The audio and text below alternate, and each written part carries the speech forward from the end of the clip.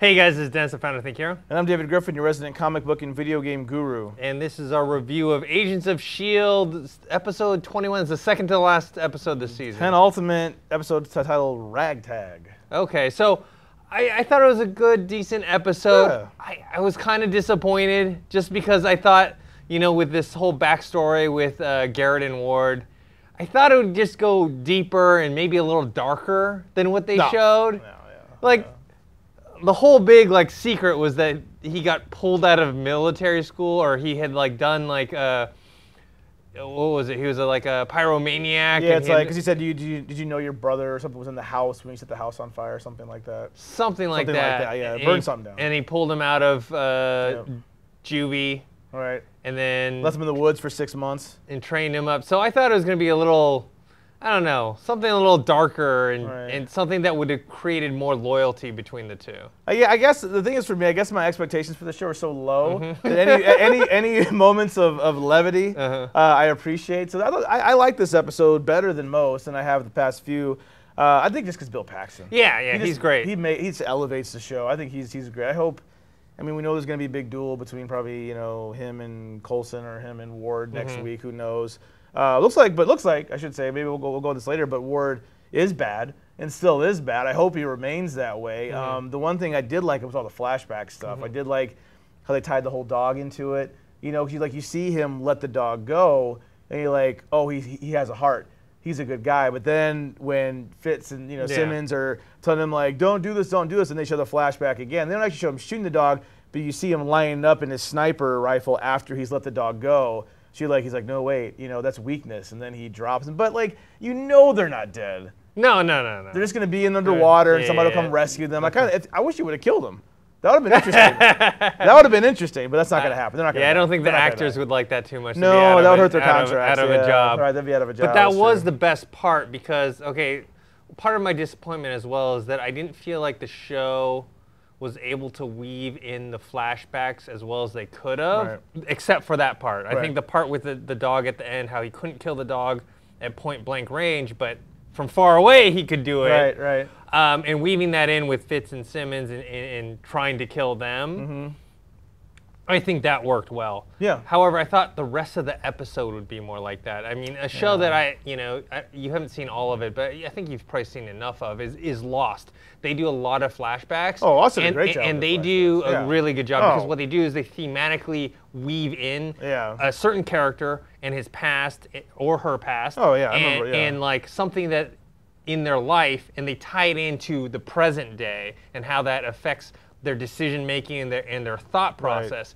And so we saw a little of that with Ward. I mean, their attempt at the very end. But I wish there was more of that. Yeah, I think those moments were the strongest of the episode. Yes. The Garrett, Ward, all the flashbacks were great. Again, everything else, talking about the lady in the flower dress, talking about Sky and her lineage, her super DNA. I don't care about that. I don't care about super DNA. I don't care about the parents we're looking for to take her out of the village. I just don't care about her. It's almost like she's like a messiah or something. I just don't care about who she is really. She just still does not interest me. But all the Ward stuff I really appreciate, and I loved having Bill Paxton back. Well, yeah, Bill Paxton is what, at least since he's been on this show, has brought this show up. He's a good villain. That's why I don't want to see him die either. I mean, at the end of this episode, when they inject the synthesized serum of the alien blood in, and there's a moment where you're like, oh, maybe he's gonna die. I was like, well, if he dies, they're gonna lose a lot of the best parts of this show. Right. Yeah. I mean, we saw May, but then it's just, I don't know, it's just that whole group together right now, isn't it? It was nice to see Mike a little bit. You saw him last week more. Saw him a little bit this week, Peterson, seeing Deathlock and all that stuff. But I feel like S.H.I.E.L.D. never, it sounds silly because it's a Marvel show, they never get into the geeky stuff enough.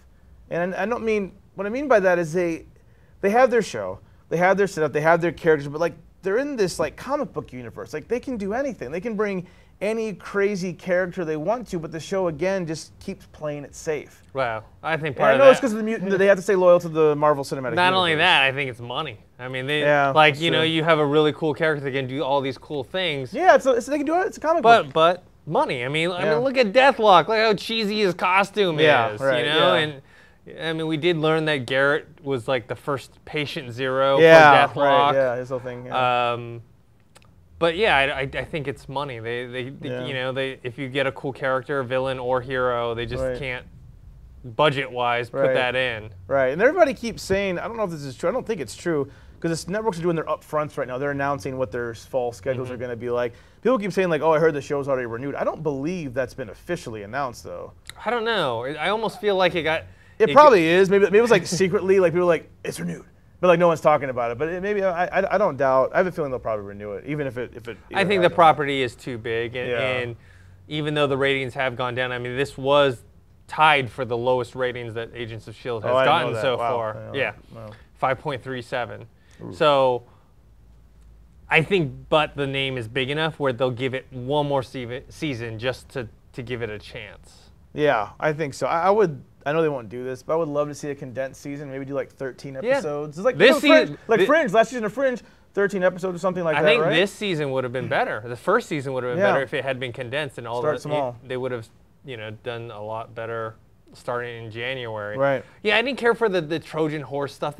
We've seen that before. Take the little thing, go to a computer, plug it in, and then all the secrets will get revealed or all the secrets will get destroyed, blah, blah, blah. We've seen that before. And so like when they talked about that stuff and going to cybertech, I was just like, I did like the kind of trip and how his what is it, is it his grandma that was like part of the Howling Commandos or something like that? I think so, yeah. And so he brought back that was a nice moment. All those the hair dryer old school stuff. That was funny. I thought it was funny. Which is stupid, like when he takes out the thing, he's like, oh, it's one of those things that shocks you when you shake hands. Like, why would he have that? And he's like, yeah, that's me. I'm a jokester. And no, that was funny. It's like an EMP or something. That was funny. So I thought that was kind of, more on the fun side for this show. And the way that Agent Coulson was kind of like going geeky over it, and him and Trip were having a moment. Kind of reminded me of the, when he met Captain America in the Avengers movie, and he was like, I got your trading cards, like they're in mint condition, like could you sign, wanted him to sign them or something like that. One of those kind of moments. Yeah.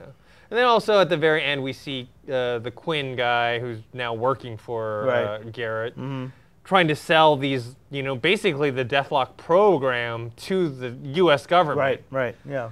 Not knowing that he's actually representing Hydra. Yeah, so we'll see where that goes. I mean, next week's the finale, so yeah. Well, it's interesting to see where they leave it. Hopefully, they've saved the most of the budget and most of the good story moments for this episode because they really want people to come back and see next season. They do. If it does come back. If it does come back, yeah. All right, guys. So that's what we thought of the episode. You can post your comments below on the website thinkhero.com or on our YouTube channel Think Hero Pro. Make sure to subscribe to that. Well, you also find us on Twitter. Dennis, myself, and Michael. We're all at Think Hero. I'm at GriffinDE. And we also have a Facebook page. That's facebook.com/ThinkHeroFans. Make sure to like that page and share our videos and on Twitter and Facebook and anything else.